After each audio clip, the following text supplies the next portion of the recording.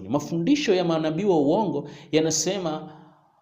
yanazungumza utajiri na baraka za Mungu kibinafsi, ili uwe binafsi, ujipende mwenyewe, usisaidie ndugu zako na jamaa zako. Lakini mafundisho ya baraka za kimungu ni kwa ajili ya kuwasaidia wengine.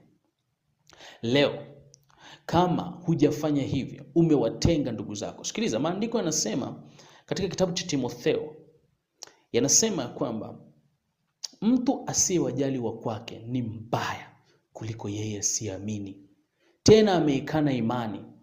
Kama umsaidii mama yako, umsaidii baba yako, umsaidii kaka yako, umsaidii dada yako, umsaidii ndugu yako ambao unajua yupo kwenye matatizo, na wewe una uwezo huo wa kumsaidia hata kwa kidogo, hata kwa 1000, unahitaji utubu. Unahitaji utubu leo na kubadilika na kugeuza njia zako na kuanza kuona baraka ambazo zipo, maana shetani anakudanganya mpendwa.